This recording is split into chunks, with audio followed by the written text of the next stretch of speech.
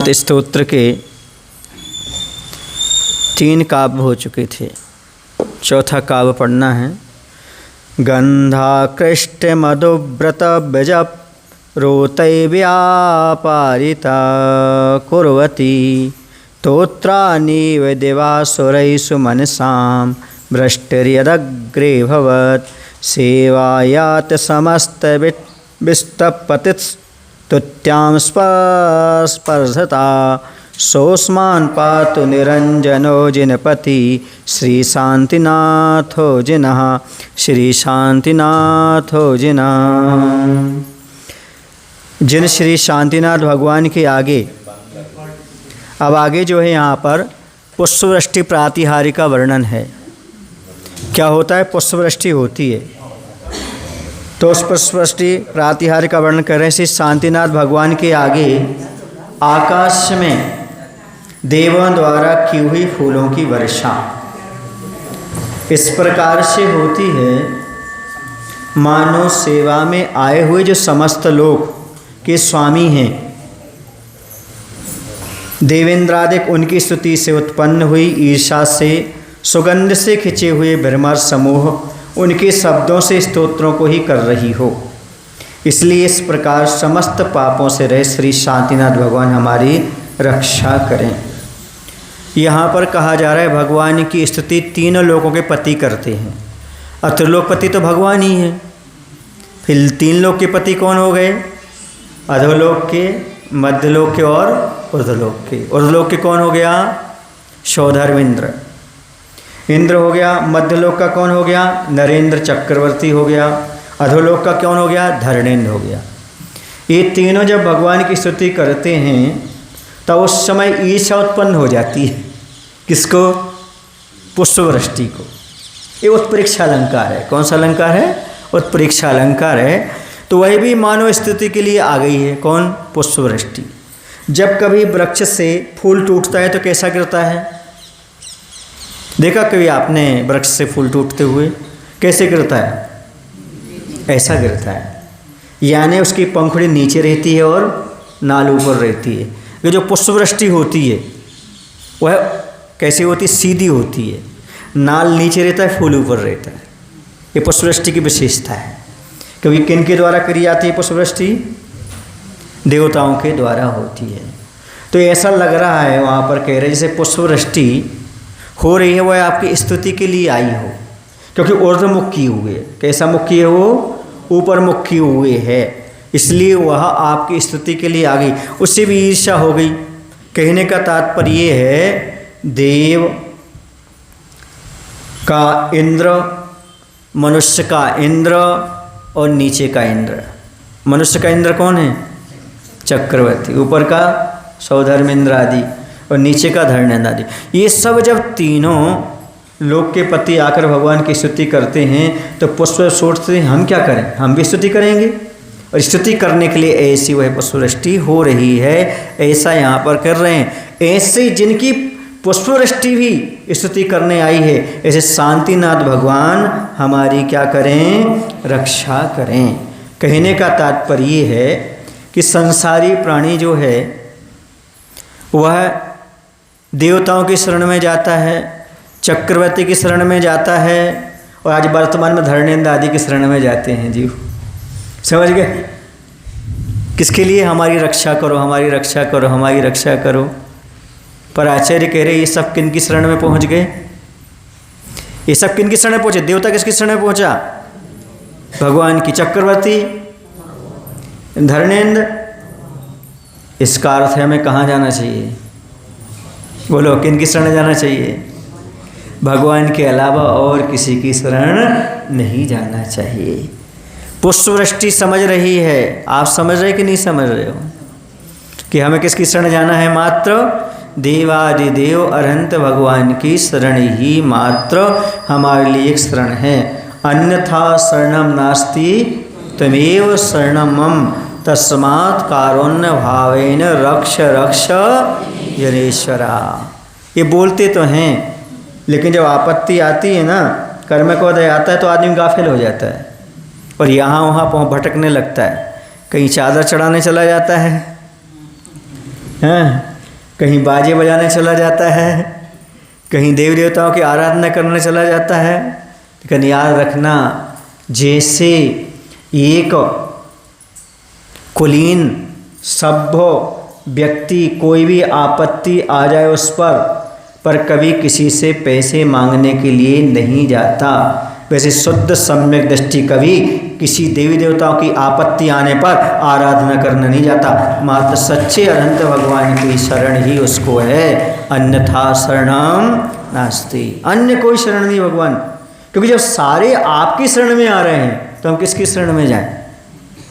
हर कोई यहाँ पर भिखारी है, किससे मांगने जाएं? हर कोई यहाँ पर भिखारी है। एक बार की बात है, एक भिखारी सेठ से पैसे मांगने जाता था। किससे मांगने जाता था? सेठ से पैसे मांगने जाता था। वह भिखारी को सेठ पैसा भी दे देता था। वो समझता ये सेठ है, सेठ है, सेठ है, सेठ है। लेकिन एक दिन वह मंदिर के पास था भिखारी, और मंदिर में कौन थे अंदर? सेठ जी थे और भगवान भी थे। पर सेठ जी किससे मांग रहे थे? अब भिखारी क्या सोचता है, अरे मैं तो छोटा भिखारी हूँ, ये तो और भिखारी है। क्यों? क्योंकि मैं तो सेठ से मांग रहा हूँ, पर सेठ तो भगवान से मांग रहा है। ऐसे ही तुमसे कहना चाहिए था। तुम किससे मांगने जा रहे? देवी देवताओं से, उनकी आराधना करने जा रहे? नहीं, सब देवी देवता तो भगवान की आराधना करने जाते हैं। भगवान की आराधना करो, सब कुछ प्राप्त हो जाएगा, किसी से मांगने की जरूरत नहीं पड़ेगी। भिखारी को समझ में आ गया, उसने सेठ से मांगना बंद कर दिया और भगवान की भक्ति करने लगा। तो अभी था भिखारी, अब कौन बन गया? पुजारी। और ये आप देवी देवताओं से मांगो तो कौन हो तुम? बोलो ना, भिखारी। और भगवान की पूजा करोगे तो पुजारी। क्या बने रहना जीवन भर? बोलो, भिखारी के पुजारी, पुजारी। इसलिए किसी से नहीं मांगना, मात्र भगवान की स्तुति करना, भगवान से भी नहीं मांगना। अब आप पूछो भगवान से क्यों नहीं मांगना? पूछो, पूछो ना भाई, पूछो कि भगवान को पता नहीं तुम्हें क्या चाहिए? भगवान बुद्धू हैं क्या? भगवान तो केवल ज्ञानी है, तो आपके मन की बात भी जानते हैं, पर उनसे मांगने की क्या जरूरत है? धनंजय कवि लिखते हैं, एक व्यक्ति वृक्ष के नीचे खड़ा है। किसके नीचे खड़ा? मारम। मारम क्या बोलते हैं आप वृक्ष को? मरम। हाँ, उसके नीचे बैठा है और कह रहा हमें छाया दे दो। किसके नीचे बैठा है? वृक्ष के नीचे बैठा, और क्या कह रहा हमें? हे वृक्ष, मुझे छाया दे दो। ऐसे तुम अरहंत भगवान के चरणों में बैठे हो और कह रहे हमें सुख दे दो। अरे अरहंत भगवान के चरण ही सुख के कारण है। मानने की जरूरत क्या है? जैसे वृक्ष के नीचे पहुंच जाने पर फल फूल छाया मांगना नहीं पड़ती, अपने आप प्राप्त हो जाती है, वैसे अरहंत भगवान की शरण में आने पर कुछ मांगना नहीं पड़ता, सब कुछ प्राप्त हो जाता है। सब कुछ प्राप्त हो जाता है, मांगना नहीं पड़ता। मांगने वाला भिखारी या मूर्ख, क्योंकि पेड़ के नीचे कौन मांगेगा छाया? मूर्ख। भिखारी भी नहीं मांगता, तो उसे पता है छाया में हूँ मैं, है ना? तो कौन है? मूर्ख है, जो छाया में खड़ा भी, छाया की पहचान ही नहीं उससे, संसार के सुख की भी पहचान नहीं उससे। अरे वो गरीब आदमी अच्छा है जो रोज अभिषेक पूजन करता है, वो अमीर आदमी किस काम का जो सुबह से, ये सुख है क्या? सुबह से नशे में हो गया, पाप में लग गया, इस सुख मांगने क्या? कि जो व्यक्ति सुबह से उठ करके भगवान की पूजा आराधना कर रहा है, गरीब है कोई बात नहीं, भगवान के करीब है, वो सुखी है। वो अमीर सुखी नहीं है जो भगवान से दूर है, वो अपने आप सुखी है। क्यों? क्योंकि भगवान की शरण को सुबह से आकर के स्वीकार करता है। समझ गए ना? गुलामी की जंजीरों से स्वतंत्रता की शान अच्छी। कुछ लोग कहते हैं ना, महाराज जी हमारे परिवार के गरीब हैं, पान की दुकान है, खेत है, ऐसा है। परिवार वो भगवान की भक्ति करते कि नहीं करते? आराधना करते कि नहीं करते? वो सबसे बड़े अमीर है। लेकिन करोड़पति अरबपति हैं, लेकिन भगवान का मुख नहीं देखा अभी, वो काहे के सुखी हैं? और आप सुखी मान रहे क्या? तो गुलामी की जंजीरों से स्वतंत्रता की शान अच्छी, और लाख रुपया की नौकरी से पान की दुकान अच्छी। अब लाख रुपए की नौकरी है लेकिन पूजन को समय नहीं है, अभिषेक को समय नहीं है, मुनि के पास आने का समय नहीं है, वो क्या काम की? वो पान की दुकान अच्छी है, सुबह से भगवान का अभिषेक भी कर लो, बोलो भगवान का पूजन कर लो, मुनि को दान दे लो, फिर दुकान खोलो और शाम को आओ बच्चों के साथ बैठो, अच्छे साथ में बैठ के खाओ, वो अच्छा है। आदमी सुख नहीं समझता, ये समझता पैसा से सुख। ध्यान रखना, सुविधा से सुख नहीं है, सुविधा से वरना सबसे ज़्यादा दुखी कौन रहेंगे? मुनि महाराज। उनके पास कोई कहूँ उनके पास कोई सुविधा ही नहीं है। जो आपके पास सुविधा है वो महाराज का सुविधा है क्या? जो आपके पास सुविधाएं हैं हमारे पास हैं क्या वो सुविधाएं? तो सबसे ज़्यादा दुखी कौन? कुंदू सागर। सललगा में सबसे ज़्यादा दुखी कौन? यदि सुविधा की अपेक्षा कहो तो, सुविधा को सुख मान रहे हो तो सबसे ज़्यादा दुखी हम, और सुविधा को दुविधा मान रहे हो तो सबसे ज़्यादा सुखी हम। अब बताओ कौन सुखी है? सर आप बताइए, आप बताने आ रहे हैं? अच्छा अच्छा, कौन सुखी बताओ? सबसे ज़्यादा सुखी कौन? जो सुविधा को दुविधा मान के चल रहा है वही सुखी है, क्योंकि सुविधा पाप बंध का कारण है। आज तो सुविधा है लेकिन कल वह दुविधा का कारण बनने वाला है। एक बात हमेशा याद रखना, पुण्य का उदय अच्छी चीज़ है, लेकिन पुण्य के उदय में जो पाप करोगे वो बुरी चीज़ है। ऐसे सुनिए, पुण्य के उदय में आपको धन मिला, पुण्य के उदय में आपको शरीर मिला, पुण्य के उदय जो कुछ मिल रहा है ये ठीक है, लेकिन इसको भोगने जाओगे तो किसका बंध होगा? पाप का बंध होगा। पुण्य के फल को भोगने के लिए जाओगे तो पाप का बंध, इसलिए कहा है पुण्य का फल हे है। क्या कहा? पुण्य हे नहीं है, हे समझते हो? हे माने छोड़ने योग्य, पुण्य हे नहीं है, पुण्य का फल हे है। समझ में आ रहा है? क्योंकि पुण्य का फल क्यों हे है? क्योंकि पुण्य से जो मिल रहा है उसको त्याग करो, वरना कर्म का बंध करोगे। महाराज को क्या नहीं मिल सकता पुण्य के उदय में? बोलो, सब मिल सकता है, पर चाहेंगे महाराज क्या? क्यों किसका बंध होगा? पाप का बंध होगा। जो चीज़ पुण्य से मिली है उसको भोगने जाओगे क्या? पाप का बंध होगा। उसी को भजन में लगा दोगे, पुण्य का बंध होगा। जैसे आपके थाली है, थाली में चावल है, अक्की है ना, अब वो है, और यदि उसको खाते हो तो भोग हो गया, उसको चढ़ाते हो भगवान के सामने, भजन हो गया। ऐसे में भोग लिया तो कर्म का बंध हो गया, और भजन कर लिया तो कर्म की नजर हो गई और पुण्य का बंध हो गया। समझ में आ रहा है? चावल वही है, उसी थाली में रखा है, यहाँ करो या यहाँ करो, अंतर है ना? बोलो, बस 27 तारीख आ रही है, अब देखो अब कहाँ करते हो। पुण्य से मिला तो है आपको, क्या क्या मिला पुण्य से? पैसा, सब कुछ है। अब भोग में लगाते हो कि भजन में लगाते हो, ये आपके ऊपर डिपेंड करता है। पाप में बदलते हो कि पुण्य में बदलते हो। पुण्य से मिला पुण्य भी कर सकते हो, पुण्य से मिले में पाप भी कर सकते हो, ये आपके ऊपर डिपेंड है। As you like can you live.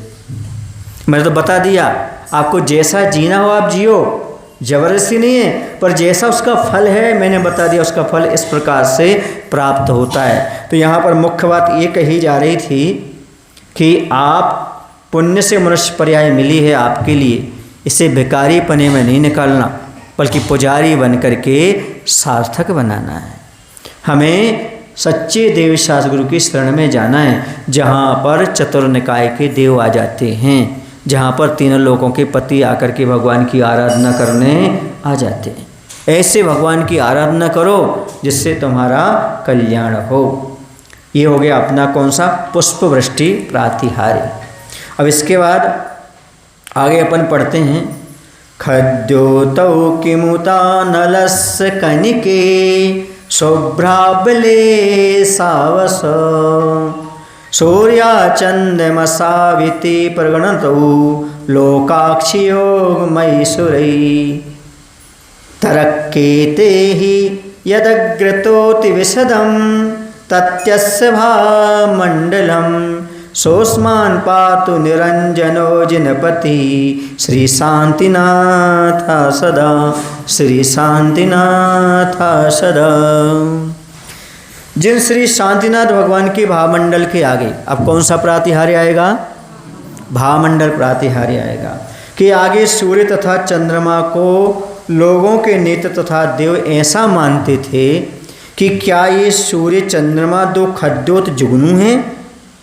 जब भगवान का केवल ज्ञान रूपी सूर्योदय होता है तो सूर्य चंद्रमा का प्रकाश फीका पड़े। क्यों?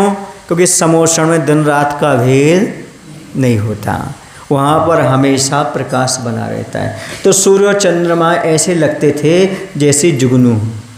जुगनू समझते हैं आप लोग? क्या बोलते हैं आप लोग? पटबीजना क्या बोलते हैं?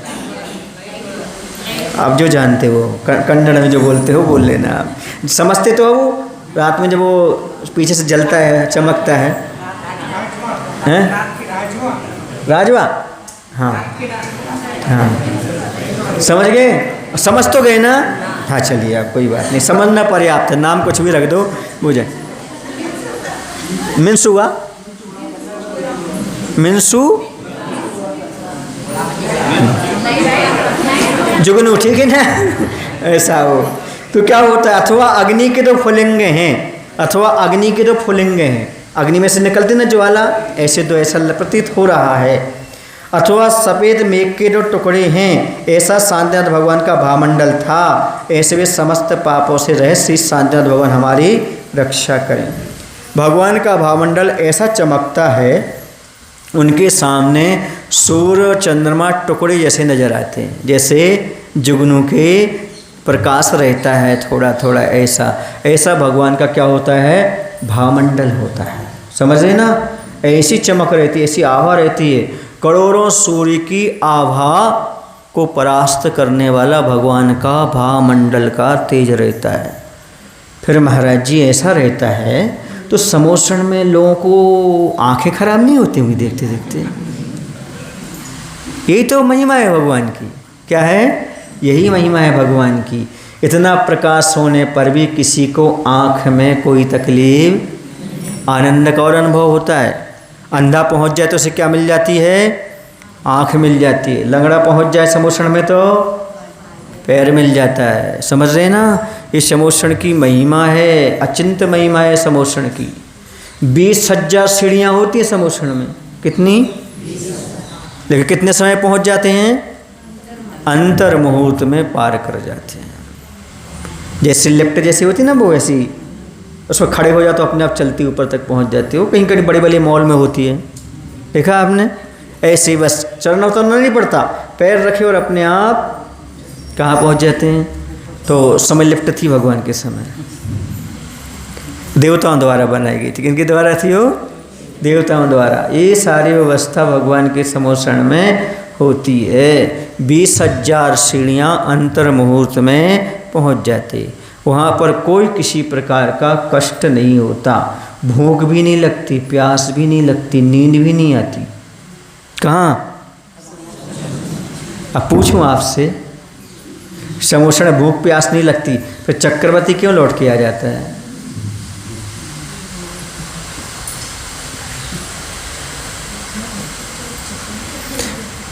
चक्रवर्ती लौट के, वो तो सम्यक दृष्टि है, सब समझ रहा है क्यों लौट के आ रहा है। समोषण से लौट के आता कि नहीं आता? भूख तो लगती नहीं, प्यास लगती नहीं, रोग होती नहीं, नींद आती नहीं, अब क्यों?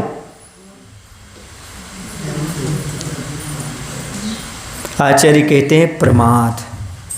क्या है प्रमाद की परिभाषा? क्या है? ये तो उसका वो हो गया पर्यायवाची नाम। परिभाषा क्या है? कुशलेषु अनादरः प्रमादः। सर्वसिद्धि ग्रंथ में लिखा, कुशल के प्रति अनादर होना ही प्रमाद है। कुशल समझते, धार्मिक कार्य अच्छी चीज़ है, उसके प्रति अनादर। अब देखो आप यहाँ पर वचन सुन रहे हो, अब 1 घंटे वाला उठ करके ये प्रमाद आ गया। अभी स्वाध्याय चल रहा है, कुछ आ गया उठ करके चले गए, ये प्रमाद है। क्या है? कुशल के प्रति अनादर का भाव आना, इसी का नाम प्रमाद है। हर अंतर्मुहूर्त में चपेट में आता है ये जीव, किसके? प्रमाद की चपेट में आ जाता है 48 मिनट के बाद। इसलिए स्कूल में 45 मिनट का पीरियड होता था। कितने का पीरियड होता है? 45 मिनट का सब्जेक्ट बदल देते ना, क्यों?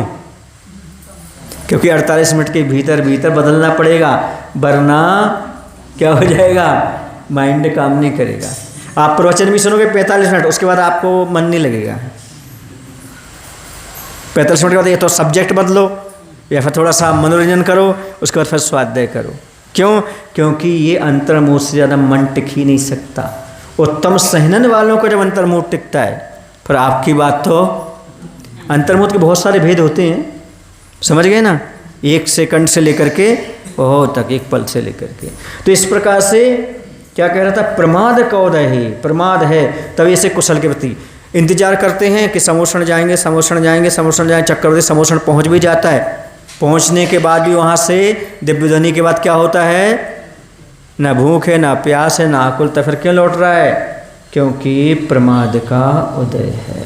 किसका उदय है? प्रमाद का। मुनि महाराज ध्यान में बैठे हैं, प्रमाद का उदय आता है तो बाहर आना पड़ता है। 2 प्रकार के प्रमाद होते हैं। एक बाह्य प्रमाद होता है जिसके 15 भेद हैं। प्रमाद के कितने भेद हैं? 15 भेद। और अंतरंग प्रमाद है जो शुद्धानुभूति से बाहर लाता मुनियों को।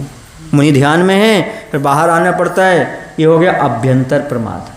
और बाह्य प्रमाद का परिचय है ही आपको। 15 प्रमाद कौन कौन से होते हैं? 4 कसाय, 4वीं कथा, कितने हो गए? 8, और 5 इंद्रिय विषय में आ गए, है ना? और निद्रा और स्नेह कितने हो गए? 8, 5, 13 और 2, 15। निद्रा और स्नेह ये क्या है? प्रमाद हैं। ज़्यादा सोना भी प्रमाद है, ये आलसीपना है। हाँ। और यहाँ के लोग तो ज़्यादा सोते होंगे, पक्का है। पूछो क्यों? भैंस का दूध और भैंस के दूध का दही जो खाएगा उसे निद्रा आएगी आएगी, पक्का है। समझ गए? जिस व्यक्ति को नींद ना आती हो वो भैंस के दूध का क्या? दही छाछ बना करके पी ले, उसको क्या आने लगेगी? नींद आने लगेगी। समझ रहे आप लोग? हाँ, ये निद्रा वर्णी कर्म के उदीर्णा में कारण बनते हैं। ज़्यादा खाना, दही आदि खाना ज़्यादा, इसके माध्यम से क्या होता है? निद्रा देवी आकर के घेरती है। समझ में आ रहा है?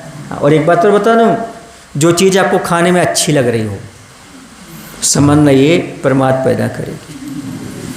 इसलिए कुछ लोग कहते हैं थोड़ा चक्के देखो, अच्छा लग रहा है, हम कहते अच्छा लग रहा है, बस बंद कर दो। अच्छा लग रहा तो बंद करो, क्योंकि जो अच्छा लगा मतलब वो प्रमाद पैदा करेगा करेगा करेगा क्योंकि जो जिह्वा को अच्छा लगता है, मन को अच्छा लगता है, समझो वो आत्मा के लिए दुखदाई होगा, पक्का है। और जो आत्मा को अच्छा लगता है वो मन को भी अच्छा नहीं लगेगा और जिह्वा को भी अच्छा नहीं लगेगा। क्योंकि जब जब हम देह का उपकार करेंगे तो आत्मा का अपकार होता है, और आप आत्मा का उपकार करेंगे तो देह का अपकार होता है। पढ़े आप लोग अष्टोपदेश में, यज्जीवस्य उपकाराय तब देह सपकारकम, यद देह सोपकारकाय तब यश अपकारकम। 19 नंबर के श्लोक होगा शायद। कितने नंबर का? 19 नंबर की गाथा होगी अष्टोपदेश में। तो ऐसा कहा है, जब जब हम जीव का उपकार करने जाते हैं तब तक शरीर का अपकार होता है, और जब हम शरीर का उपकार करने जाते हैं तो आत्मा का अपकार हो जाता है। तो इन सबसे ऐसी स्थिति होती है। तो भगवान के समोषण की बात कर रहे थे हम। कहाँ थे अभी? बीच में हम तुम्हारे पास पहुँच गए। समोषण में अपन पहुँचते हैं तो वहाँ पर कुछ भी चुभन नहीं होती, फिर भी लौट आते हैं। और भगवान के भावमंडल में तो कितने भाव झलकते हैं? कितने? 7 भाव। कौन कौन से 7 भाव? 3 भूत के, 3 भविष्य के और 1 वर्तमान का। तो क्या उसमें लिखे रहते हैं क्या? इतना भाव मंडल है, मान लो उसमें इतने अनंत जीवों के भाव कहाँ से आ जाएंगे उसमें?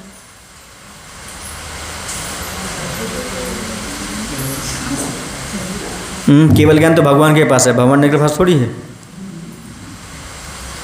सुनो, भावमंडल में कोई बने और लिखे नहीं रहते, बल्कि अपना विशेष क्षयोत्सम प्राप्त हो जाता है वहाँ जाकर के। क्या होता है?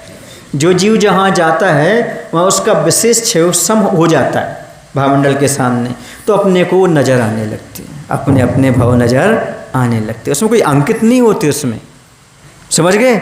मात्र क्षयोत्सम बढ़ जाता वहाँ। जब भगवान के पास पहुँचते हैं भावमंडल के सामने, तो अपना ऐसा शुद्ध ज्ञानावरण का क्षयोत्सम हो जाता है कि उसमें वो आपको सारे के सारे चीज़ें झलकने लगती, दिखने लगती हैं। उसमें कोई अंकित नहीं होते, पहले से आपके भाव अंकित हो ऐसा हो। और यदि आपने परिणामों की विशुद्धि बना दी तो आगे के भाव को चेंज भी किया जा सकता है। समझ गए ना? ये तो अभी जो वर्तमान में परिणाम जैसे करोगे वो भाव नज़र आ रहे हैं आपके लिए, वरना पुरुषार्थ क्या काम करेगा? जिसके अनंत भाव हैं वह अभी मुनि बनकर के परिणाम सुधारता तो क्या होता है? उसके अनंत भाव क्षय हो जाता है। जैसे आपने स्वाध्याय किया और आपने पढ़ा होगा, सम्यक दर्शन होने पर अनंत संसार अर्ध पुद्गल परावर्तन काल शेष रह जाता है। कितना रह जाता है? तो ऐसा कैसे शेष रह गया? था तो अनंत। चुल्क प्रमाण, जो समुद्र था कैसे बना? अंजलि भर बचा। तो था तो इतना, पर पुरुषार्थ से आपने क्या कर लिया? कम कर लिया। इसलिए क्रमबद्ध पर्याय मत उलझो कि सारे पर्याय क्रम क्रम क्रम से हैं, नहीं। कुछ क्रमबद्ध भी हैं, कुछ अक्रम भी हैं। उसको हम तोड़ भी सकते, क्या कर सकते हैं? तोड़ भी सकते। पुरुषार्थ के माध्यम से बहुत सारे ऐसे आगम में उदाहरण हैं कि हम जो क्रम से चल रही परंपरा को नष्ट कर सकते हैं। तो ऐसे भगवान का क्या होता है? वो भावमंडल हुआ करता है। ऐसे भावमंडल कैसा है वो?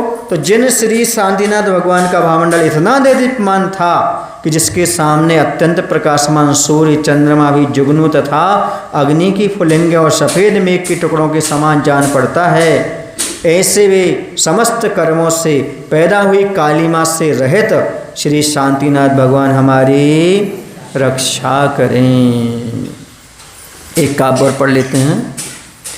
यशाशोक तरुर्विनिद्र सुमनो गुच्छप्सक्तैतो वर्ण भेर गई भक्तियुतः प्रभोरहरहा गायन्निवास्ते यसा शुभ्रम साभिनयो मरुच्चलता पर्यन्तपानिश्रया सोस्मान पातु निरंजनो जिनपति श्री शांतिनाथ सदा, श्री शांतिनाथ सदा। जिन श्री शांतिनाथ भगवान का भक्ति सहित अशोक वृक्ष खिले हुए फूल, उनके दो गुच्छे, उन पर बैठे हुए जो शब्द करते हुए भ्रमर, उनसे प्रभु के निर्मल यश का गान कर रहा है ऐसा मालूम होता है। और पवन से कंपित जो लता, उनके जो अग्रभाग बेही हुए हाथ, उनसे ऐसा जान पड़ता है मानो नृत्य ही कर रहा हो। ऐसे वे समस्त पापों से रहित श्री शांतिनाथ भगवान हमारी रक्षा करें। कवि की कल्पना है, अशोक वृक्ष प्रातिहार्य का वर्णन कर रहे हैं। कौन सा प्रातिहार्य? अशोक वृक्ष। अशोक वृक्ष किसे कहते हैं? सीधी सी बात है, भगवान के सानिध्य में जो आ गया सब वो अशोक वृक्ष हो गया, शोक से रहित हो गया। किससे रहित हो गया? शोक से रहित हो गया। तो कोई अशोक वृक्ष पर्टिकुलर नहीं है, जो भगवान के विषय रहता है केवल ज्ञान के बाद वो क्या हो जाता है? अशोक वृक्ष हो जाता है। तो कवि कल्पना कर रहे हैं, कह रहे हैं कि उसमें खिले हुए फूल हैं। वृक्ष में क्या हैं? उस पर कौन है? भौरे, अली क्या बोलते हैं आप लोग? भौरे, है ना? तो भौरे हैं। तो भौरे जो है ना गुनगुना रहे हैं भौरे। तो ऐसा लग रहा है जैसे अशोक वृक्ष गान गा रहा हो, गीत गा रहा हो। कैसा कर रहा हो? गीत गा रहा हो। और उसकी जो टहनियाँ हैं, ऐसा लग रहा है वो टहनियाँ हिल रही हैं हवा से, जैसे वो नृत्य कर रहे हो। क्या कर रहे हो? नृत्य कर रहे हो। भगवान को पाकर के अशोक वृक्ष भी गाने लगा और नृत्य करने लगा। ऐसा जिसके खिले हुए फूलों के गुच्छों पर भ्रमर गुंजार रहे हैं, और जिनकी शाखाओं के अग्रभाग पवन से हिल रहे, पवन माने हवा, हवा से ताड़ित हो रहे हैं, ऐसे अशोक वृक्ष के नीचे बैठे ध्यान अरुण भगवान को अपने मन में भावना से ग्रंथकार और परीक्षा करते हैं कि जो अशोक वृक्ष के फूले हुए फूलों पर भ्रमर गुंजार शब्द कर रहे हैं, वे शब्द उनके गुंजार के शब्द नहीं हैं, किंतु भक्तिवश अशोक वृक्ष भगवान के निर्मल का इसका गान कर रहा है। वही क्या कर रहा है? गान कर रहा है अशोक वृक्ष। और कहते हैं जो वृक्ष की लताओं के अग्रभाग हिल रहे हैं, मानो अशोक वृक्ष के हाथ हैं। वो नृत्य में कैसे करते हैं आप लोग? हाथ चलाते कि नहीं चलाते? जैसे वह नृत्य कर रहा हो ऐसा लग रहा है। अर्थात अशोक वृक्ष हाथ फैला करके भक्तिवश नृत्य कर रहा है। इसलिए जिनका अशोक वृक्ष भक्ति युक्त होकर ऐसी चेष्टा कर रहा है, ऐसे वे समस्त पापों से रहित श्री शांतिनाथ भगवान हमारी रक्षा करें। देखो कैसी कल्पना है। आप लोग बैठ करके कल्पना नहीं कर पाते। भगवान के सामने बैठे हो तो आपके शब्द ही नहीं निकलते। जो सामने वाले ने लिख दिया ना, वही विनय पाठ पढ़ लिया, वही भक्ति कर ली और लौट करके आ गए। लेकिन नहीं, जो एकटक ध्यान से भगवान को देखता है, भक्ति करता है, उसके अंदर से शब्द अपने आप निकलने लगते हैं। जैसे बच्चे को बोलना नहीं आता, लेकिन माँ के प्रति प्रेम होता है तो कुछ ना कुछ बोलता रहता है, भले माँ समझे नहीं समझे। समझ गए?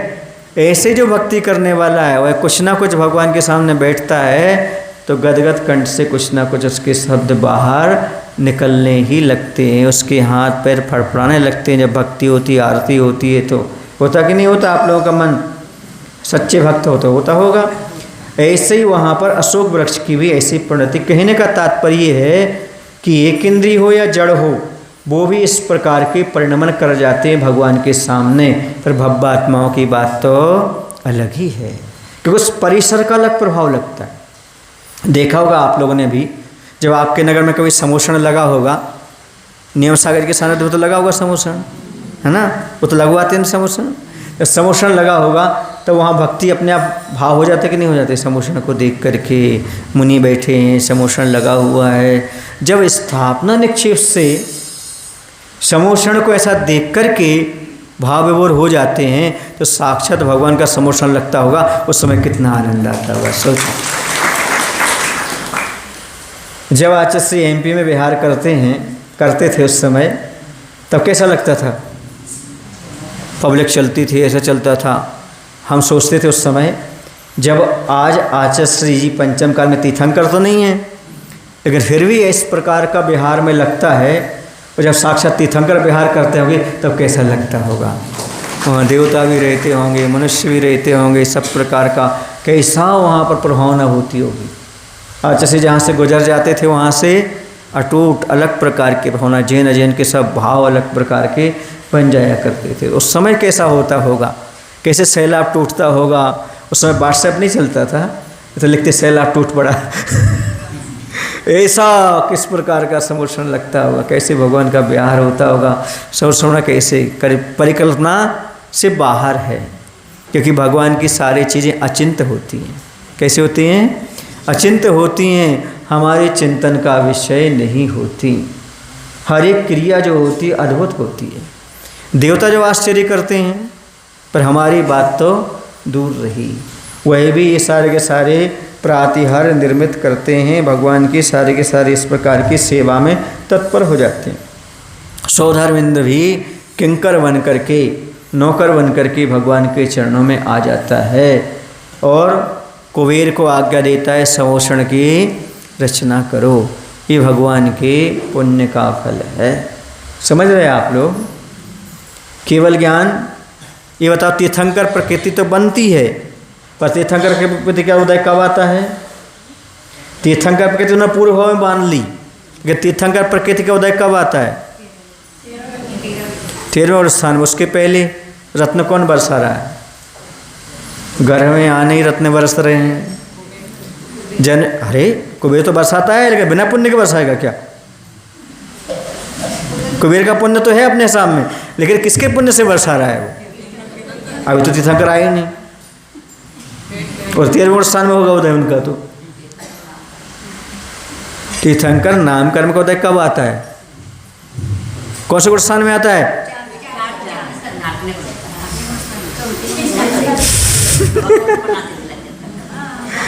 अभी तुम लोगों को पढ़ाना पड़ेगा हमें लगता है कर्मकांड।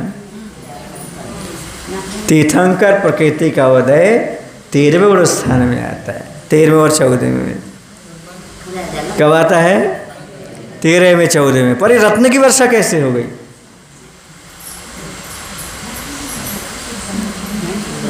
हाँ, सुनो सुनो सुनो सुनो सुनो सुनो तो पहले अच्छे सुन लो।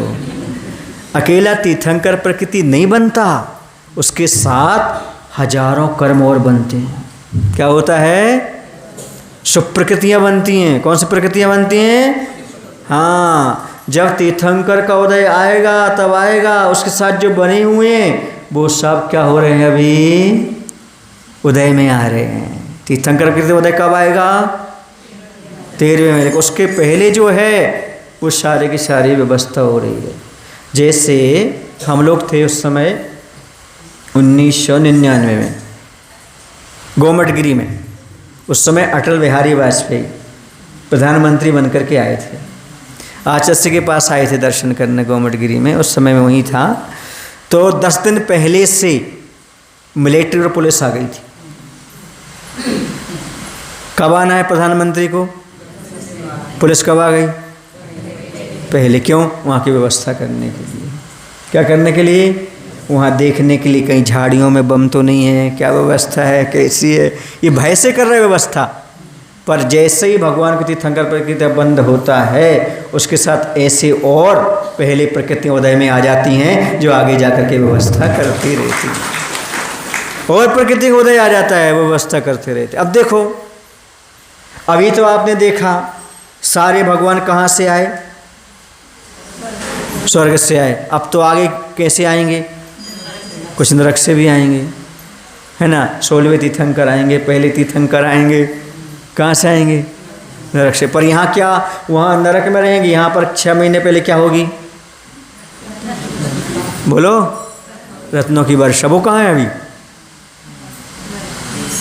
अब तीर्थंकर का उदय तो नहीं आया, फिर यहाँ रत्नों की वर्षा कैसे होने लगी? ये सब उसके साथ बांधी हुई प्रकृतियाँ काम करती हैं। समझ गए ना? इसलिए तो कहता हूँ, चाहे बुरा करो चाहे अच्छा करो। क्या करो?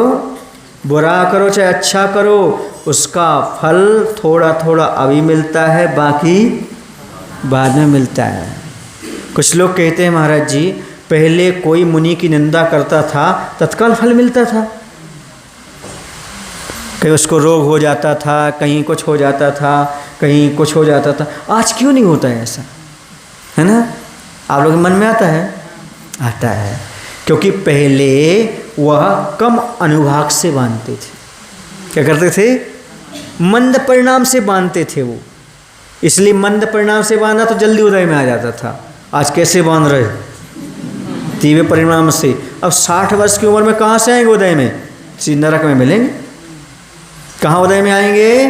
परभव में, या तो सुअर की पर्याय में हंदी हंदी, या तो सुअर यम में, इनकी पर्याय में जाएंगे। नाय, कुत्रा, है ना, या सुअर, इनकी पर्याय में जाकर भोगेंगे वो। क्यों? क्योंकि अभी इतने जल्दी उनको उदय में आने वाले नहीं, क्योंकि तीव्रता से बांधे। कौन सी कसाय से बांधे हैं? तीव्र कसाय से बांधे हैं। वो एकदम उदय में नहीं आएंगे, अब आएंगे आगे चल करके। क्योंकि कई प्रकार की फसल होती है। सोयाबीन जानते हैं आप लोग? एक ऐसा आता है जो 60 का होता है, 90 दिन में आ जाता है। कितने दिन में आ जाता है? 90 दिन। गन्ना ऐसा है जो 1 साल में आता है। कुछ ऐसे जो 4 महीने में आती है ना। बोया बीज एक समय है, पर आई फसल अलग अलग। वैसे करे बांधा एक समय है, लेकिन सब अलग अलग उदय में आता है। समझ में आ रहा है ना? इसलिए मत समझना कि जो व्यक्ति निंदा कर रहे, पाप कर रहे, उनको दुख नहीं हो रहा। नहीं, ये भी बांधा है उन्होंने तीव्र अनुभाग से। अब जाकर की स्थिति जब पड़ेगी आगे चल करके, उसका जब आएगा उदय, तब समझना कैसे उसको दुख भोगना पड़ते हैं। कुछ तो इसी कल में, इसी भाव में भी देखने को मिल जाते हैं, सुनने को मिल जाते हैं, समझने को मिल जाते हैं। सब कुछ। तुम लोग तो सदलगा में रहते हो, अधिक से अधिक बेलगांव जिले में रहते होगे। हम कहाँ घूमते हैं? सारे भारत देश में कहीं ना कहीं तो सब मालूम पड़ता है किसके कैसे कर्म के उदय हैं, कैसे क्या हैं, कल उसकी क्या स्थिति थी, परसों कैसी है, कौन सा पाप किया, कैसे फल, साक्षात सब कुछ देखने को इसी भाव में प्राप्त हो जाता है। दुखी होते हैं हाँ, क्या ऐसा कोई नियम नहीं है? समझ में आ रहा है आपके लिए? आज भी वही तीव्रतम काम कर सकते हो। छठे नरक तक आज भी जा सकते हैं। एक ही नरक जाना तो हुआ क्या, बजर सब नारसन के साथ 7वें तक जा सकते हो, बाकी छठे तक तो आज भी जा सकते हो। कौन से तक? हाँ, स्त्रियां भी छठे नरक तक जा सकती हैं। समझ गए? अब विषय छेड़ दिया तो बोल दे रहा हूँ। शेर कौन से नरक तक जाता है? 5वें। और स्त्री? सोचो शेर कितना क्रूर होता है, रोज वध करता है, खून पीता है, मांस खाता है, तो वो कहाँ तक जा पाता है? और स्त्री? पुरुष की बात नहीं कर रहा हूँ कि पुरुष को तो सारे रास्ते खुले हैं 70 तक, लेकिन वर्तमान में छठे तक ही जा सकता है, वो भी 7वें तक नहीं जा सकता। क्यों नहीं जा सकता? क्योंकि वज्र सब नारद सहनन नहीं। लेकिन इसका अर्थ नहीं कि पाप नहीं कर रहा, वो पाप तो कर रहा है, पाप में कोई कमी नहीं है। वही पाप पहले होते थे, वही पाप आज हो रहे हैं, बस सहनन नहीं होने से ऐसा है। जैसे मुनि महाराज आज भी साधना कर रहे, वही 28 मूल आज ही पाल रहे, और पहले भी 28 मूल पालते थे, और पहले सहननता तो मोक्ष चले जाते थे, आज मोक्ष नहीं जा पा रहे। साधना तो वही चल रही है, समझ रहे हैं आप? जो पहले भी जाते थे अभी भी वो साधना हो रही है। क्यों? क्योंकि अंतर्मुहूर्त में केवल ज्ञान हो जाता। उन्होंने कौन सी साधना की? कपड़े उतारे, अंतर्मुहूर्त में केवल ज्ञान हो गया। कौन से उपवास किए, कौन सी साधना की, फिर कैसे हो गया? क्योंकि उनका सब वज्र सब नाराज सहनन था। आज भी कर रहे हैं, लेकिन इसलिए ये मत समझना कि पाप की कमी है। पाप जो कहते हुए हैं, पाप कहीं कोई प्रकार से कमी नहीं, सहनन ना होने से वहाँ तक नहीं जा पा रहे। और धर्म में भी आज कोई कमी नहीं है, धर्म ही पल रहा है, लेकिन सहनन ना होने से ऊपर की जाना नहीं है। ये हमारे काल का भी दोष है। किसका दोष है? हाँ, क्योंकि इस काल में हमने जन्म लिया है, इसलिए हमारे परिणाम के कारण ये काल दोष इस प्रकार से आ जाता है। काल कुछ नहीं करता, लेकिन हमने उस काल में जन्म लिया तो हमारे पाप कर्म का उदय है इस प्रकार से। अब आप सोचो, विचार करो, आपने कभी सोचा, कभी आपने विचार किया कि शेर 5वें तक और स्त्री? ऐसा क्यों? सुनो, अब मैं वही तो बताना चाहता हूँ आज की बच्चियों के लिए, इनके लिए, पर बच्चियाँ आती नहीं हैं। यही बताना चाहता हूँ। मात्र 3 कारण नज़र आते हैं छठे नरक तक जाने के। एक तो गर्भपात कराती हैं, तो क्या कराती हैं? गर्भपात, अवर्षण। दूसरा परपुरुष से संबंध रखती हैं वो, और तीसरे धर्म को छोड़ के भाग जाती हैं वो। और कौन से कारण नजर आते बताओ? और कौन सा पाप करती नारी इतना? जो गर्भपात कराती हैं वो जाती होंगी छठे नरक तक। बताना तो आए तो लोग तब तो। और दूसरा, जो पर पुरुष से संबंध रखते हैं या शादी के पहले जो रिलेशन रखते हैं, या फिर जो अपने धर्म को छोड़ करके कुल में कलंक लगा करके माता पिता को दुखी करके और अन्य जगह शादी कर लेती हैं, वो ही जाती होंगी छठे नरक। क्योंकि ये कुल कलंक का पाप लगाती हैं अपने जीवन में। कुल को कलंकित करते हैं, परिवार को कलंकित करते, धर्म को कलंकित करते, मुनियों को कलंकित करते हैं। तुम्हारे गुरु ने यही सिखाया, तुम्हारे भगवान ने यही सिखाया, नाम आता कि नहीं आता सबका? तो ऐसे जीव ही, मेरा मन बोल रहा है, क्या बोल रहा है? ऐसे जीव ही जाते होंगे। बाकी नारी तो ममता की मूर्त है, नारी तो खूब धर्म करती है, नारी तो सबकी सेवा करती है, बच्चों का पालन पोषण करती है, ममता की मूर्त होती, वो कैसे नरक जाएगी? ऐसे छठे तक यही जाते होंगे, क्योंकि ऐसे पाप वही कर पाते हैं। गर्भपात कराना जैसे पाप हो गए। जीवन में कभी हुआ हो तो प्रायश्चित कर लेना, क्योंकि नरक से कोई नहीं बचा सकता ऐसे जीव के लिए। और कहीं ऐसे भागे हो तो ध्यान रखना, और अपने पति को छोड़ करके अन्य पुरुष के प्रति नियत बिगाड़ी हो तो उसका प्रायश्चित कर लेना, क्योंकि ये सारे के सारे दुर्गति के कारण हुआ करते हैं। अपन थोड़े विषय से विषयांतर हो रहे हैं, फिर भी अब विषय खोल दिया तो मैंने बता दिया। समझ में आ रहा है आप लोगों को? नहीं आ रहा है? ये विषय आ गया। तो यहाँ पर साधना भगवान की स्तुति कर रहे थे और ये कह रहे थे कि अहो भाग्य, वह वृक्ष भी अपना भाग्य मान रहा है जिनेंद्र भगवान की आराधना स्तुति करने के लिए। फिर आप जेनी हो, आपको तो अहोभाग्य मंदिर को समोषण मान करके रोज भगवान की आराधना पूजन करना चाहिए। बोले महावीर भगवान की, आचार्य गुरु विद्यासागर जी महाराज जी की। बोले हे प्रभु, हम सभी को इतनी शक्ति, इतनी बुद्धि देने की कृपा करो ताकि हम अपने जीवन में देव शास्त्र गुरु को छोड़कर अन्यत्र को अपनी श्रद्धा का विषय न बना सकें और अपने जीवन में जो नरक जैसे पाप हैं उन्हें कभी भी मन से भी सोचने में ना लाएं। ऐसी शक्ति, ऐसी बुद्धि देने की कृपा करो। नमोस्तु प्रभु, नमोस्तु।